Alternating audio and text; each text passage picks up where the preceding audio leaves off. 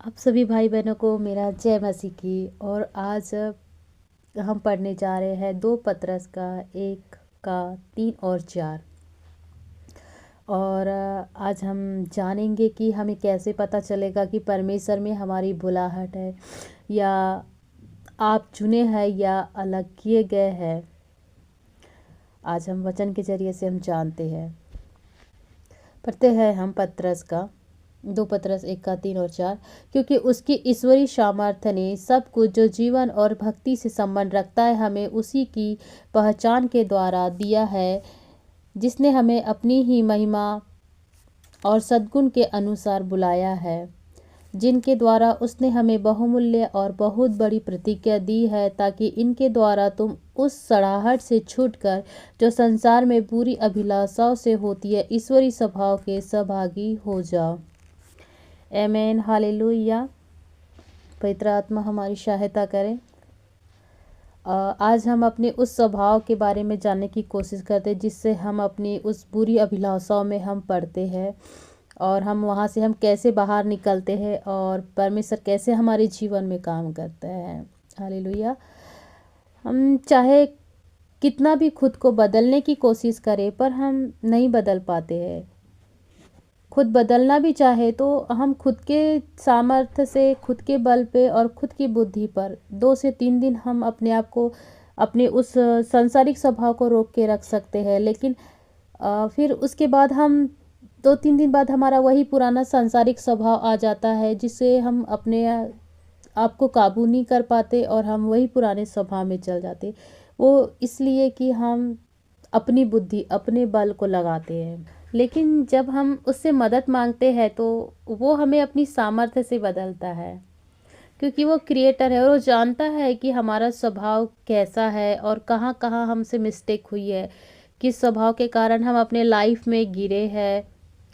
तो जैसे हम जानते एक फॉर एग्ज़ाम्पल कि अगर एक कार बनाने वाला एक निर्माता है और जब उसकी कार ख़राब होती है तो वो जानता है कि उस कार में किस गड़बड़ी की वजह से या किस प्रॉब्लम की वजह से उसमें आवाज़ हो रही है या क्या हुआ है। तो वो तुरंत उस चीज़ को पकड़ लेता है और तुरंत वो एक्यूरेट चीज़ों को वो ठीक कर देता है। लेकिन हम उसमें परफेक्ट नहीं है और हमसे अगर कोई गड़बड़ी हुई भी है या कार में कोई ख़राबी भी है तो हम उसे टेम्परेरी बनाएंगे और 2-3 दिन में वो या तुरंत बस चलेगा और उसके बाद में वो ख़राब हो जाएगा, क्योंकि हमें उस चीज़ का नॉलेज नहीं तो हम उसका टेम्परेरी ही सॉल्यूशन कर सकते हैं। लेकिन अगर हम किसी मैकेनिक या जिसने बनाया है उसके पास अगर हम जाते हैं तो वो उसका परमानेंट सॉल्यूशन हमें देगा और वो एक्यूरेट जगह जाकर एक्यूरेट काम को करेगा और उसे परफेक्ट बनाएगा। उसी प्रकार परमेश्वर है, उसने हमें बनाया है और हमारे स्वभाव को वो देखता है और वो जानता है कि हम कहाँ कहाँ से गिरे हैं और उस स्वभाव के द्वारा वो हमारे जीवन में कार्य करता है और उन प्रकाशनों को, उन आशीषों को हमें प्रोवाइड करता है। जिन जगहों में हम कम पड़ जाते उन जगहों से परमेश्वर हमारे लिए अपनी उस सामर्थ्य को प्रकट करता है और वहाँ से हमें एक बल और एक ताकत और एक आशीष हमें प्रदान करता है। हालेलुया। परमेश्वर ज्योति है और उसमें कोई अंधकार नहीं है। यदि हम ये कहते हैं कि उसके साथ हमारी सहभागिता है तो हम झूठे होते हैं। पर वह ज्योति में है, वैसे ही हमें भी ज्योति में चलना चाहिए। अब ज्योति में कैसे चले? ज्योति में चलना अर्थात आपके अंदर सत्य का आत्मा होना चाहिए। जब आप सच में यीशु के साथ होते हो तो आपके अंदर अंधकार नहीं होता है। आप झूठ नहीं बोलेंगे, आप बुराई नहीं कर सकेंगे, ना आप बुरा देख पाएंगे और ना ही सुन पाएंगे। और ये हमारी लाइफ का फर्स्ट स्टेप होता है जब परमेश्वर का ग्रेस हमारे ऊपर में आता है और हम बदलने लगते हैं और हमें पता भी नहीं चलता। ठीक उसी प्रकार जब हम उत्पत्ति में देखते हैं 1 अध्याय का 2 और 3 में, जब पृथ्वी बेडोल और सुनसान थी और उसके ऊपर में परमेश्वर का आत्मा मंडराता था और जब परमेश्वर ने कहा कि उजियाला हो तो पृथ्वी में उजियाला हुआ। न तब सूर्य चंद्रमा थे और न ही कोई तारेगण थे, लेकिन परमेश्वर का जो उजियाला जो पृथ्वी पर पड़ा, उस पानी पे पड़ा और सच में उजियाला हुआ और अंधकार अपने आप दूर हो गया। उसी प्रकार से जब हम परमेश्वर के करीब जाते हैं और परमेश्वर में जब हम बढ़ते हैं आगे और परमेश्वर के निकट आकर के हम अपनी परेशानियों को हम उससे कहते हैं और बताते हैं, तो परमेश्वर का आत्मा हमारे ऊपर एक ग्रेस के रूप में आता है और हमारे अंदर से वो सारी बुराइयां जो हमारे अंदर में सांसारिक स्वभाव से, लस्ट से, अभिलाषाओं से जो भरी होती है वो दूर होने लगती है। और हमारे अंदर में ये फर्स्ट स्टेप होता है कि जब परमेश्वर का ग्रेस आता है और हम बुराई हमारे जीवन से अपने आप दूर होने लगती है और हमें पता ही नहीं चलता है। और ये चीज़ें मेरे साथ में हुआ है और मैं अपना पर्सनल एक्सपीरियंस बता रही हूँ कि मैं जब परमेश्वर के करीब गई और मुझे पता ही नहीं चला कि कैसे कैसे मेरे जीवन से बहुत सारी बुराइयाँ बाहर निकलती गई। और ये सच में परमेश्वर भला है और उसकी करुणा सदा की है। मैं अपने बारे में ही कहना चाहूँगी कि हम जब स्टार्टिंग में हम जब प्रभु में थे तो हम उस टाइम पे एक नाम मात्र के मसीह थे कि हाँ हमें चर्च जाना है, हाँ हमें प्रे करना है या स्टडी करना है, हम ये भी करते थे। और आधा जीवन हम संसार में भी लिप्त थे। मैं अपना पर्सनल बारे में कहना चाहूँगी कि मैं हाँ ऐसे ही लाइफ जीती थी कि ठीक है, चर्च भी ठीक है, बाइबल स्टडी भी ठीक है और थोड़ा संसार भी रहना ज़रूरी है, क्योंकि इन्जॉय नहीं किया, लाइफ को जिया नहीं तो क्या, लाइफ में आके थोड़ा तो इन्जॉय बहुत ज़रूरी है। तो हम ऐसे 50 वाले थे। लेकिन हमारा जो परमेश्वर है ना, 50 वाला परमेश्वर नहीं है कि कॉम्प्रोमाइज़ नहीं करता है। परमेश्वर की हाँ और ना की ना। परमेश्वर हमारा जो है वो 100% श्योर वाला परमेश्वर है। या तो आप परमेश्वर के हो जाओ या बिल्कुल अलग हो जाओ, ताकि जो हम अपने कामों से जो परमेश्वर को हर्ट करते हैं वो ना कर पाए। तो ये हमारा जो परमेश्वर है, जब हम उसे जाते हैं, उसके पास जाते हैं, तो वो हमें 100% बदल देता है। और सेकंड बात हम ये देखते हैं कि जब प्रभु आपको चुनते हैं तो आपके लाइफ में एक बड़ी चुनौती आती है और ये चुनौती परमेश्वर हमारे लाइफ में आने के लिए अलाउ करता है। और ये भी एक मेरे लाइफ का एक पार्ट है जिसे मैं नहीं समझ पा रही थी।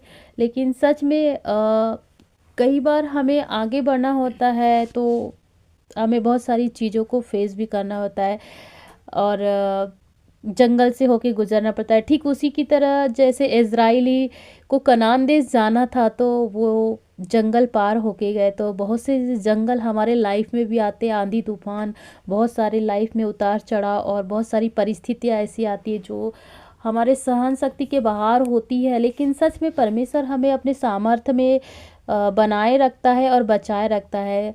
परमेश्वर के वचन में लिखा है कि हम पढ़ते हैं इसमें भजन संहिता में कि मैं घोर अंधकार की तराइयों में होकर के भी चलूँ तो भी हानि से न डरूंगा, क्योंकि यहोवा मेरे साथ है। तो सच में हम उस अंधकार की से चलते भी हैं, लेकिन सच में परमेश्वर इतना सामर्थ है कि वो हमें बचा ही लेता है, निकाल ही लेता है, क्योंकि वो सच में दयालु और करुणामय परमेश्वर है। और एक बात हम और देखते हैं, कई बार परमेश्वर हमारी लाइफ में प्रॉब्लम को आने देते हैं, पर प्रॉब्लम प्रभु की ओर से नहीं होती है, वो शैतान की ओर से होती है। बस प्रभु उस चीज़ को अलाउ करते, जैसे हम अय्यूब के लाइफ को देखते हैं, उसके लाइफ में जो कुछ भी हुआ वो शैतान की ओर से हुआ, परमेश्वर की ओर से नहीं हुआ। परमेश्वर ने सिर्फ उसे अलाउ किया।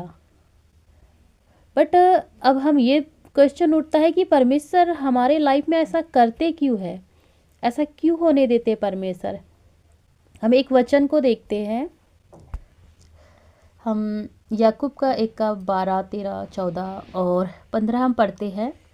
धन्य है वह मनुष्य जो परीक्षा में स्थिर रहता है, क्योंकि वह खरा निकलकर जीवन का वह मुकुट पाएगा जिसकी प्रतिज्ञा प्रभु ने अपने प्रेम करने वालों से की है।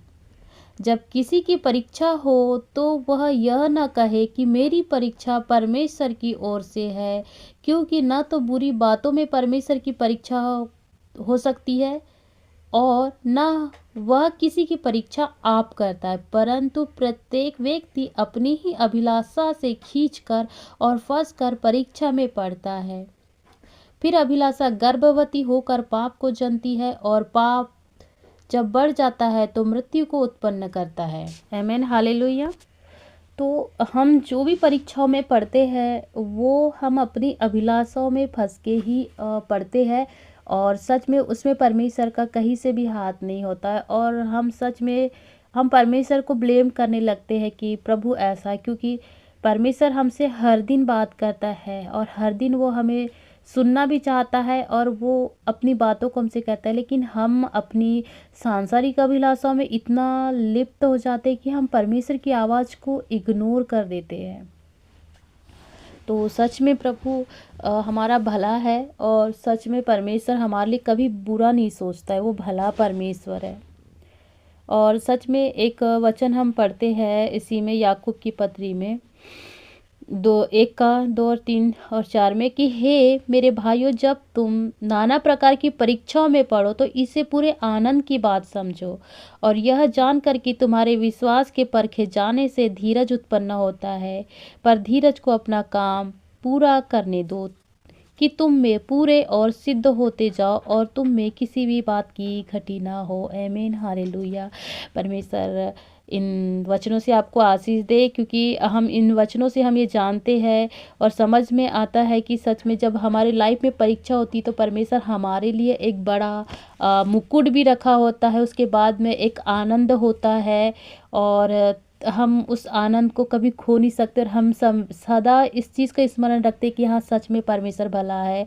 और मैं ये अपने पर्सनल एक्सपीरियंस से मैं कह रही हूँ कि जब मेरे लाइफ में बहुत तूफ़ान आए, बहुत परेशानियाँ आई और मैं उस चीज़ से गुज़री, तो मैं परमेश्वर से यही कहती थी कि प्रभु ऐसा क्यों और ऐसा क्यों। और सच में जब वो तूफ़ान को मैंने सच में बड़ी धैर्यता के साथ में उसको फेस किया और मैंने सामना किया, और सच में उसके बाद में जो परमेश्वर ने मुझे बहुत और बहुत आशीषों से नवाजा। और सच में मैं आज उन परेशानियों के लिए आज मैं एक ही दुआ करती हूँ प्रभु कि थैंक यू उन सारी परेशानियों के लिए। अगर वो परेशानियाँ नहीं होती तो मैं आज आपके इतने करीब नहीं होती। तो मेरे प्रिय भाई बहनों, मैं आपसे एक ही निवेदन करती हूँ कि सच में परमेश्वर के अनुसरण करो और उसकी आज्ञा के अनुसार चलो जैसा वो कहता है, और सच में संसार की अभिलाषा से दूर रहो ताकि सच में हम उन सारी परीक्षाओं में ना पड़े। और सच में अगर आप पढ़ते हैं तो ये जानो कि परमेश्वर ने हमारे लिए एक नया मुकुट तैयार रखा है, उस अय्यूब की तरह। जैसे अय्यूब के तो सारे बच्चे और वाइफ सब कुछ चले गए थे, और उसने उस परीक्षा को सच में धैर्य के साथ में थामे रहा, और उसे फिर से उसको परमेश्वर ने उसके दुगना और 7 गुना संपत्ति दिया, और बहुत सुंदर बच्चे दिए, बीवी दिए, और बहुत आशीषें दी। तो परमेश्वर हमें सच में रिस्टोर करता है। आमीन, हालेलुया। तो हमने आज यही सीखा है इस वचनों के द्वारा कि जब हम परमेश्वर में बढ़ते हैं तो परेशानी तो आती ही है, और परमेश्वर वहाँ से भी हमें, उन बुराइयों से भी हमें बाहर निकालते हैं। और हमें परमेश्वर के प्रति सजग और कृतज्ञ रहना बहुत ज़रूरी है। तो आपको इन सारे वचनों से आप सभी को आशीष मिले, प्रभु की महिमा हो, और आप सभी को जय मसीह की।